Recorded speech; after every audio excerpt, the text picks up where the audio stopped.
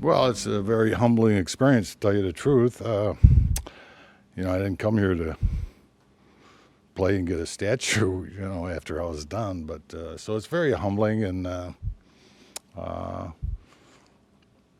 just in my comments, I'm going to mention a few things about that teammates should be involved in this and be thought of also when they look at the statue. So it's a humbling deal. What else, the hell can you say? It's usually for some dead people, but uh, it's pretty nice. Good. All right. Did you play, when the sculptor decides to do this, how did you play a role in that, and what was that like? Well, I really made it tough for George. I, really didn't. I really wasn't for it. I mean, how could I, insist on anything? He did an excellent job. I mean, I helped him a little bit, but not much.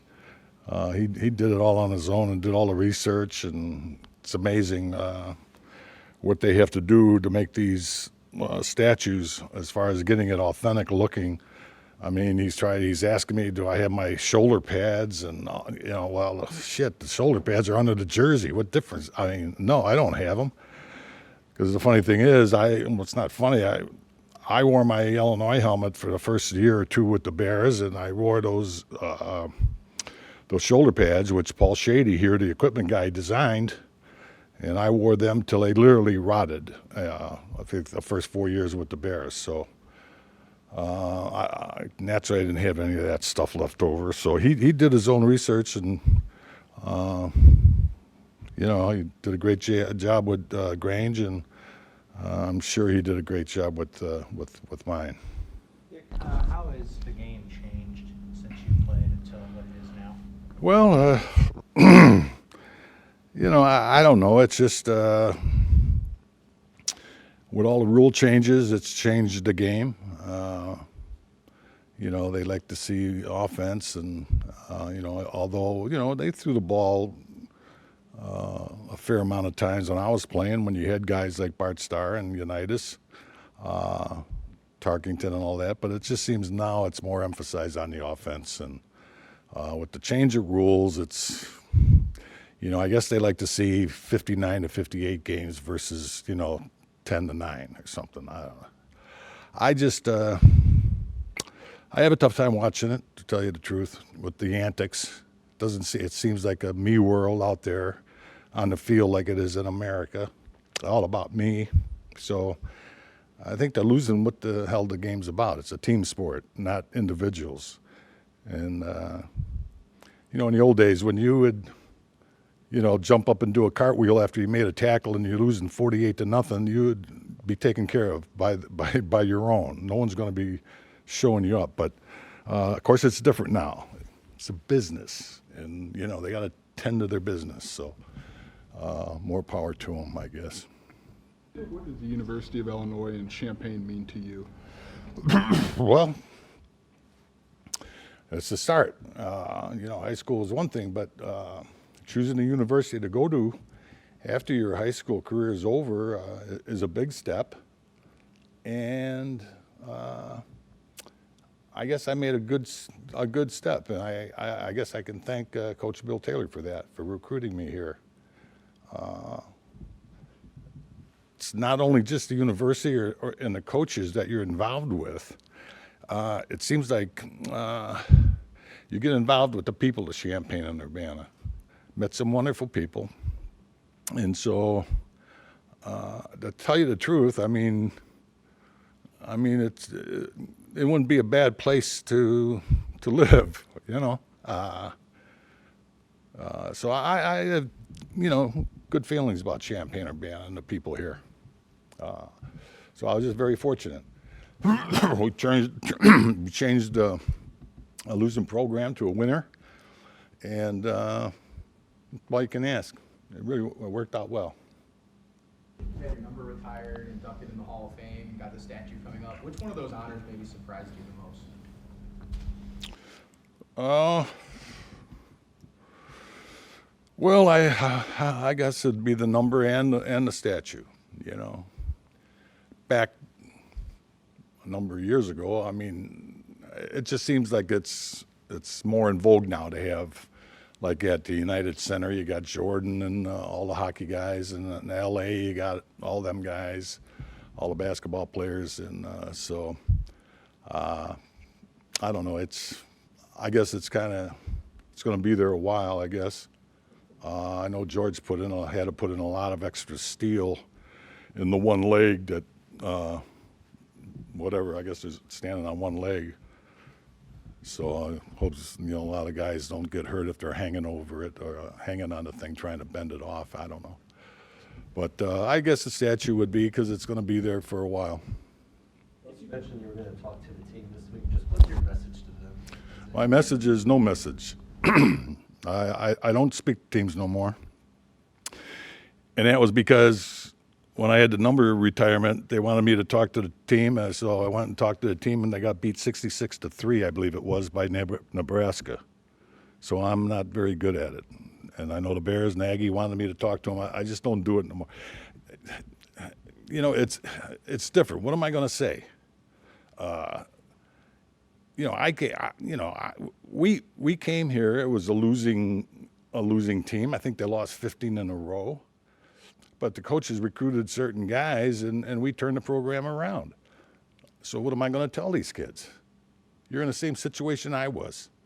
You can get your ass beat, but you can let them know that, you know what? That's a hell of a team. They come after you. They might not have the quality of players, but they go after you. And the reason I say that is because at the Pro Bowl and at the College All-Star game, I would have opponents come up and our sophomore year, we won 2 games. Yet some of those all-star guys at these Hawaii, the Hula Bowl, and the Shrine Game, they said, you know what? We hated to play you guys. I mean, you weren't worth a shit, but we knew we were going to get our ass knocked off. And, and that's kind of a tribute. At least, you've been in the game when you play us. I don't know if they feel that way here. Are you able to watch the teams play now? Are you able to watch them play on TV as much? You mean Illinois? Yes. They're on sometimes, yeah. I catch them when they're on the Big Ten channel or whatever. Yeah, I saw the last couple games. Yeah, I'll watch them, yeah. And then I try to watch whatever teams have some of our Butkus nominees, our watch list. And so I because I have nothing to do with the voting, I just take a look to see how these kids are doing. What's your relationship like with Lovey, and how do you think he's done with this job? Well, he's done what he can do, I guess. I have, I met him when he was with the Bears, and I met him here. And Lovey, he's a very quiet guy, low key guy, and he's got a tough job ahead of him. It's like I'm going to mention about, kids don't like to come to a small program. I mean, a losing program. They might not, whatever the reason is. But I don't understand that because, granted, you want to be on a winning team and all that, but wouldn't you get as much excitement and fulfillment of turning a team around? That's what I remember back. We turned a damn losing program around. And we should be proud of that. So, again, I don't know. It's a business now, so I don't know what they're thinking. Is there something you'd like to be remembered by, or you want fans to make sure they know about you outside of your accolades on the field? Not really. You do what you got to do. And what I mean by that, I met a very interesting guy, I don't know, maybe 6 or 7 years ago. And he went by Secret Santa. That was his name. He's the guy that at the end of the year, around Christmas time, he'd go out and whenever there was a tragedy, he would go and, hand out money. So he called me and he asked me to go with him. So we went to San Diego, you know, and the people are there living in tents after the fire, lost everything. And he'd come up with his white jumpsuit on and a red hat, talk to him a little bit, give him a couple bucks and leave. He didn't want to be known. He had a Kansas City Star reporter and photographer. They begged him to go with him. And he says, you can go with, but don't ever show my face, and you do not tell who I am. Thus, Secret Santa is his name. So, so I started traveling with him a couple of times, 5 years or 6 years. Guy ends up getting cancer and dies, but he taught me a lot about giving. And I mean, that's the stories that we would come across with people. And I just thought he was so neat of a guy. He was homeless. He started out homeless himself. I'll tell you real quick. He was in Mississippi, and he was going to come to Kansas City to visit his sister. And he was living in his car for a while. So he said, "Well, I'm going to go in here in this cafe and have me a good breakfast. I got no money. What is he going to do? And then I'm going to steal some gas, and I'm driving up to Kansas City." So he goes into this place, and Ted Horn's the owner, in Bruce, Mississippi, a little cafe. And he goes in there, and he has a big breakfast, and he's having his coffee now, and he's thinking, do I run out of here, or how the hell do I get out of here? And so just then, Ted comes from around the counter and bends down, and he pulls up a $20 bill. He says, "Here, sir, you must have dropped this." And he goes, "Oh, yeah, right." And so he pays. And as he's walking out, he says, "Lord, if I ever make it, it's payback time." So he goes to Kansas City. He's selling magazines or whatever, and he's got about $500 in the bank. So he goes to this coffee shop one morning, and there's a homeless woman there. And so he reaches in his pocket, and he pulls out a 20. It reminds him. He puts it back. He drives over to the bank, waits for it to open, and he draws $250 out of his $500. He goes back and gives it to the homeless woman. And she says, no, sir, you don't know what you're doing. He says, no, that's all right. From that day on, everything he touched turned to gold.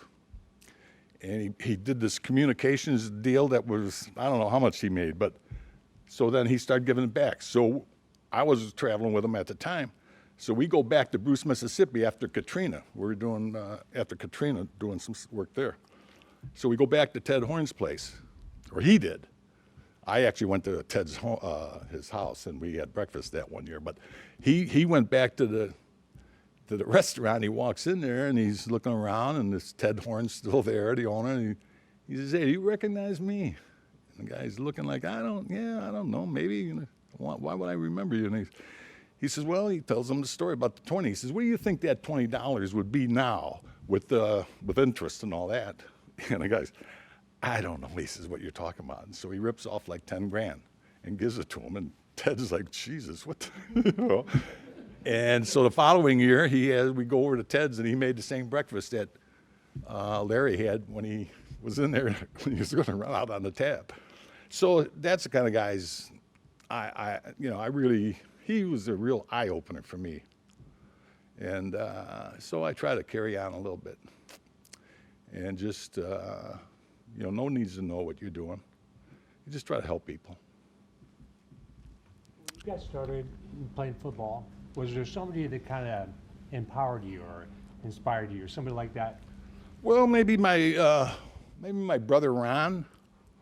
I was the youngest of 9 kids, and he was here for a while, a whistle stop training camp or whatever at Illinois, and so I kind of looked up to him a little bit. And then, of course, he knew Nitschke, and my sophomore year in high school, I think we came here and for spring game, and Ray was here, and Ron and my brother introduced me to Ray, so I started following Ray a little bit. But I just had that self-motivation, I think. That's just when I'd watch people or whatever they did wrong, I said, well, I'm not going to do that. I'm going to turn it around because that didn't help them do this and do that. I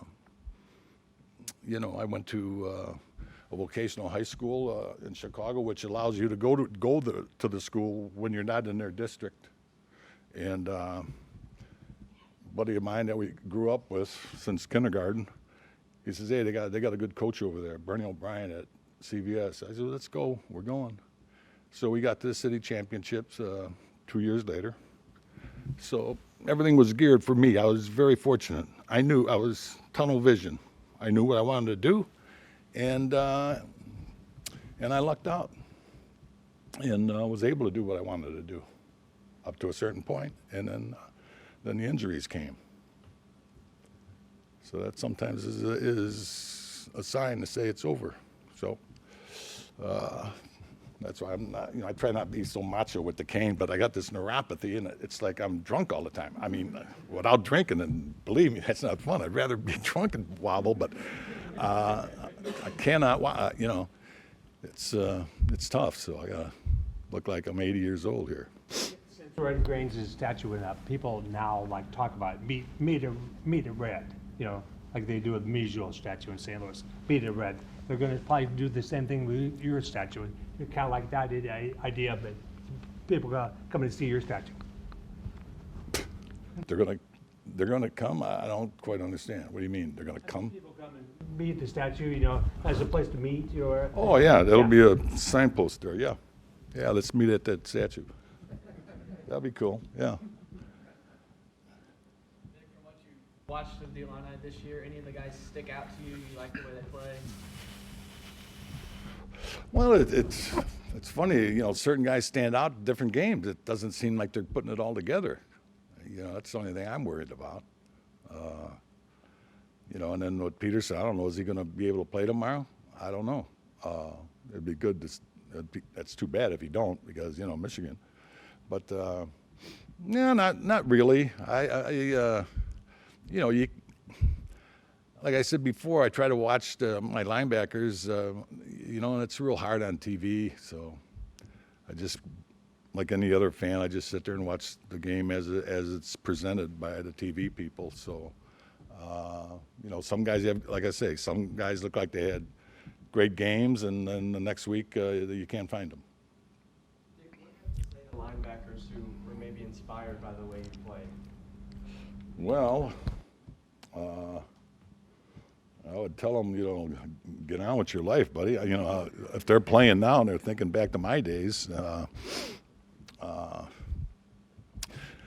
it's just like at the Hall of Fame. We have our luncheons and we talk, only the players and everything. And I just when Urlacher got in and Lewis got in the same year, I just, and then Lanier picks me out to talk or something, and God damn it, I don't. So I just said, like, all you other guys, you're all probably wishing you'd be linebackers, but we know that can't be, because you got to be a great athlete to be a linebacker, because you got to do so many things. And so they're all like giving me the eye or whatever, some of the running backs and whatever. But I don't know, linebacker I just think is, well, at least it was in my time, it was fun to play. Now it's getting so specialized, and with the with the passing game and everything else, it's very rarely you see like a middle guy like this Cal kid Weaver. He looks like a old school middle linebacker guy. But a lot of them are like on the corners, like Cleo Mack. He's supposedly a linebacker. Come on, but he's good. He's good, so he can be called a linebacker. Mentioning Mac, that Bears defense went through a rough stretch. How exciting is it for you as such a great defense? Well, it's just like anybody. When your team starts winning, all of a sudden you're kind of raised from the dead. Everybody jumps on the bandwagon. Hopefully they're doing good, and then when they're in the playoffs, you're on the sidelines there and everything else. Well, where the hell were you when they were struggling? So we all jump on that wagon. So. You just wish the best for the teams that you played with and that you follow. And when people ask me about them, I thought, well, they're not going to surprise anybody, and they got a really tough schedule, so they got to be really lucky with injuries. And but Travinsky goes down, and then everybody's bitching about the new quarterback, and so everybody is able to find a reason to get on their case. But they've got a way to go. So it's not over yet. How would you say George was able to sell you on this project and get you on? Well, I really probably didn't have much to say about it. I think they just kind of almost went ahead with it anyway. You know. Well, come on. I mean, yeah. What? You know, someone. You know, if they wanted to put you a statue of you for a writer or whatever you do, I mean, how do you feel about it? Oh, I deserve it. You know, maybe the kids today will say it, but it's a very humbling deal. And you know, and you wonder, you know, why, man? You know, I did what I thought I was supposed to do. And I had fun knocking the shit out of people, you know. So if it was that unusual, I guess you take it, you know. What do you do for fun these days? If you got a spare hour or two to kill, are you a pickleball player? Do you play tennis? Do you? No, I can't play. I can't play golf.